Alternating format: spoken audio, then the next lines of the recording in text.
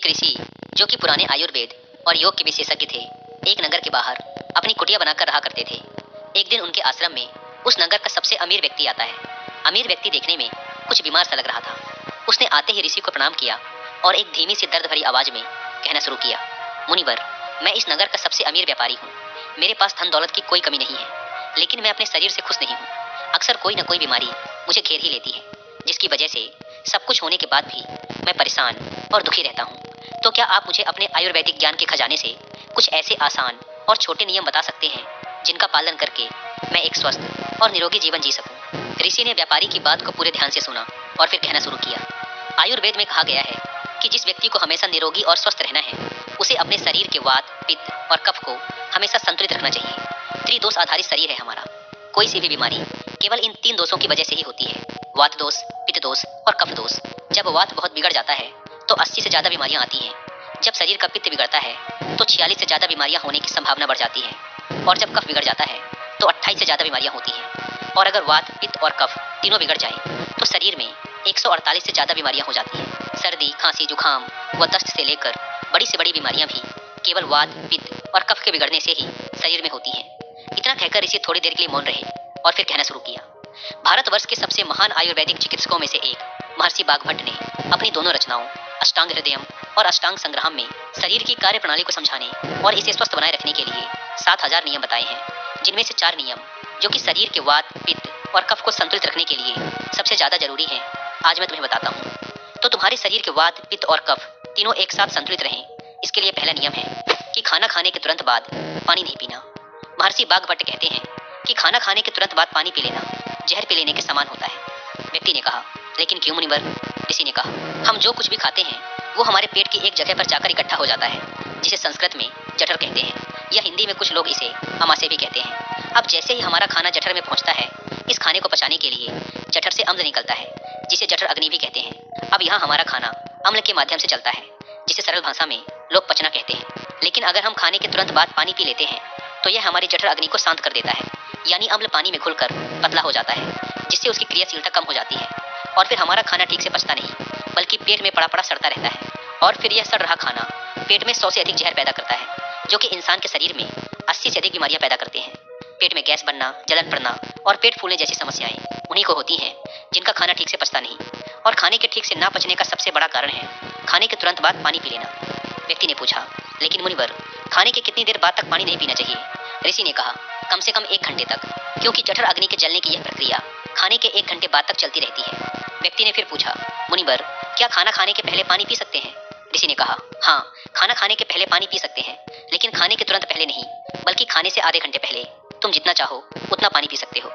व्यक्ति ने फिर प्रश्न किया, मुनिवर, खाना खाने के बाद 1 घंटे तक पानी तो नहीं पीना, लेकिन क्या उसकी जगह कुछ और पिया जा सकता है? ऋषि ने कहा, हाँ, खाना खाने के बाद खट्टे फलों का जूस, दही की लस्सी, मट्ठा, दूध या नींबू की शिकंजी पी जा सकती है। और खाने के पश्चात ये खट्टे पदार्थ पीने से हमारे भोजन को अच्छे से पचने में सहायता भी मिलती है। लेकिन अगर तुम इनका और भी ज्यादा फायदा लेना चाहते हो तो सुबह के नाश्ते के बाद खट्टे फलों का जूस, दोपहर के खाने के बाद दही की लस्सी या मट्ठा और रात के खाने के बाद दूध पीना और भी ज्यादा फायदेमंद होता है। जो व्यक्ति इस पहले नियम का पालन करेगा उसे भोजन के सड़ने से पैदा होने वाली 80 बीमारियों का कभी सामना नहीं करना पड़ेगा। दोस्तों, अगर आप हर रोज कुछ समय के लिए योगासन और प्राणायाम करते हुए इस वीडियो में बताए जाने वाले चारों नियमों का पालन करते हैं, तब जाकर आपके शरीर को इन आयुर्वेदिक नियमों का पूरा लाभ मिलता है। योगासन और प्राणायाम के बारे में विस्तार से जानने के लिए आप कुकुरम पर हिंदी में एक ऑडियो बुक भी सुन सकते हैं, जिसका नाम है योगासना एंड साधना। इस ऑडियो बुक में आपको योगासनों से संबंधित लगभग सारी जानकारी मिल जाएगी, जैसे कि योगासन क्या है, हमारी शारीरिक संरचना और योगासनों का संबंध, यौगिक सत्कर्म क्या है, अष्टांग योग क्या है। इसके बाद सारी योगासनों को करने की विधि बताई गई है। फिर प्राणायाम और ध्यान के बारे में भी विस्तार से बात की गई है। ऑडियो बुक के लास्ट में आपको हमारे शारीरिक रोगों के कारण और योग व प्राणायाम के माध्यम से उन रोगों का उपचार कैसे किया जा सकता है, इसके बारे में भी डिटेल से समझाया गया है। और अब आप कुक एफएम पर इन ऑडियो बुक्स को सुनते हुए इनके नोट्स भी बना सकते हैं। यहाँ ऐड नोट्स के ऑप्शन पर क्लिक करके आप हर एक चैप्टर की इंपॉर्टेंट बातों को लिखकर उन्हें सेव कर सकते हैं, जिससे आपको दोबारा ऑडियो बुक सुनने की जरूरत नहीं पड़ती, और आप जब चाहें उस किताब के सबसे इंपॉर्टेंट लेसन को रिकॉल कर सकते हैं। कुक एफएम का ये स्पेशल फीचर मेरी बहुत हेल्प करता है बुक्स की सबसे इंपॉर्टेंट बातों को याद रखने में। और अभी फर्स्ट मंथ ऑफर भी चल रहा है। अगर आप WA50 कूपन कोड का यूज करके कुक एफएम का प्रीमियम सब्सक्रिप्शन लेते हैं तो आपको इसके फर्स्ट मंथ के सब्सक्रिप्शन पर मिलेगा सीधा 50% का डिस्काउंट। यानी इसके एक महीने का सब्सक्रिप्शन आपको पड़ेगा 99 रुपीज की बजाय सिर्फ 49 रुपीज का। लेकिन याद रहे, यह ऑफर सिर्फ फर्स्ट मंथ के लिए ही वैलिड है। ऐप को डाउनलोड करने की link description and first comment पर मिल जाएगी। ऋषि ने आगे कहा, वात, पित्त और कफ तीनों को एक साथ संतुलित रखने के लिए महर्षि बाघभट्ट द्वारा बताया गया दूसरा नियम है कि जब भी पानी पियो हमेशा घूंट घूंट भरकर पियो। व्यक्ति ने फिर प्रश्न किया, लेकिन ऐसा क्यों मुनिवर? ऋषि ने कहा, हमारे मुंह के अंदर जो लार होती है वो क्षारी होती है और हमारे पेट में अम्ल बनता है। जब हम घूंट घूंट भरकर पानी पीते हैं तो हर बार थोड़ी थोड़ी लार पानी में घुलकर हमारे पेट में जाती है और यह क्षारी लार पेट में उपस्थित अम्ल को निष्क्रिय कर देती है, जिससे हमारे पेट की अम्लता कम हो जाती है। पेट में जलन की समस्या समाप्त हो जाती है और जिसके पेट में अम्लता नहीं होगी उसके रक्त में भी अम्लता नहीं होती, और जिसके रक्त में अम्लता नहीं होती उसके शरीर का वात, पित्त और कफ तीनों संतुलित बने रहते हैं। और अगर संभव हो सके तो जब भी तुम पानी या कुछ भी पियो तो उसका हर एक घूंट अपने मुंह में रखकर जीभ के माध्यम से उसे कुछ देर के लिए अपने मुंह में घुमाओ और फिर उसके बाद उसे अंदर घुटको। इससे तुम्हारे शरीर को और भी ज्यादा फायदा मिलेगा और तुम्हें कभी भी अम्लता या पेट में जलन की शिकायत नहीं होगी। अगर हम और थोड़ा गहराई में जाएं तो हमें यह अनुभव होगा कि प्रकृति भी हमें घूंट घूंट भरकर आराम से पानी पीने के संकेत देती है। तुम किसी भी पक्षी को देखो, वह भी अपनी चोंच से एक एक बूंद भरकर ही पानी पीता है। कुत्ता, बंदर, शेर, ये सभी जानवर भी अपनी जीभ से चाट चाट कर ही पानी पीते हैं। कोई भी एक साथ पानी को घट घट करके नहीं पीता। केवल कुछ बड़े जानवर जैसे गाय, बैल, हाथी ही पानी को एक साथ एक सांस में पीते हैं, क्योंकि इनके शरीर को बड़ी मात्रा में पानी की जरूरत पड़ती है और चाट कर या घूंट घूंट भरकर पानी पीने से इनके शरीर की पानी की पूर्ति नहीं की जा सकती। लेकिन इंसान धीरे धीरे पानी पीकर भी अपनी प्यास बुझा सकता है। इसीलिए अपने पानी पीने का तरीका बदल दो और घूंट घूंट भरकर पानी पियो।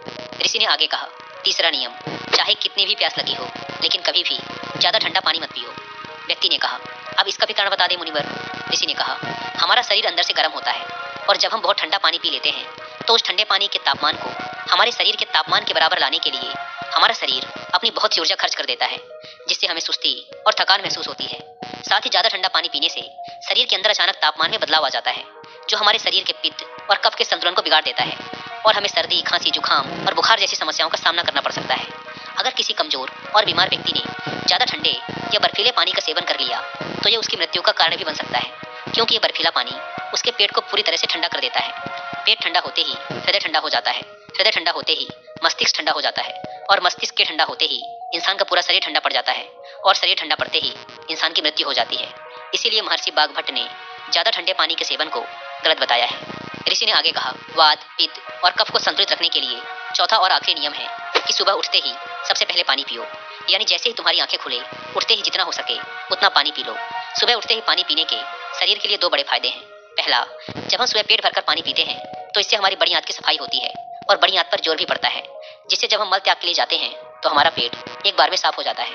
और जिस व्यक्ति का पेट एक बार में साफ हो जाता है उसे कोई बीमारी हो ही नहीं सकती, क्योंकि ऐसे व्यक्ति को कब्ज की समस्या नहीं होती। और ये बात हर कोई जानता है कि कब्ज सभी बीमारियों की जड़ है। और सुबह उठते ही पानी पीने का दूसरा फायदा ये है कि सुबह सुबह हमारे पेट में अम्ल की मात्रा सबसे ज्यादा होती है और जब हम काफी सारा पानी पीते हैं तो हमारे मुंह की लार जो कि क्षारी होती है वह पानी में घुलकर हमारे पेट में जाती है और पेट के अम्लीय माध्यम को उदासीन कर देती है। इसीलिए सुबह सुबह उठकर पानी पीना बेहद जरूरी है। तो ये थे महर्षि बाघभट्ट द्वारा बताए गए वो 4 नियम, जो सुनने में तो बहुत साधारण लगते हैं, लेकिन अगर तुम लगातार इन चारों नियमों का पालन करते हो तो तुम्हें कभी भी कोई बीमारी या रोग छू भी नहीं सकते। ऋषि के मुंह से इन चारों नियमों को सुनकर उस अमीर व्यापारी को आभास हुआ जैसे उसे उसकी समस्याओं का समाधान मिल गया हो। उसने चैन की सांस ली। उसने ऋषि के सामने ही उन चारों नियमों का पालन करने का प्रण लिया और उनका धन्यवाद कर खुशी खुशी वहां से चला गया। दोस्तों, उम्मीद है कि आपको इस वीडियो से बहुत कुछ सीखने को मिला होगा और योगासनों और प्राणायाम के बारे में विस्तार से जानने के लिए आपको कुछ हम पर हिंदी में योगासना एंड साधना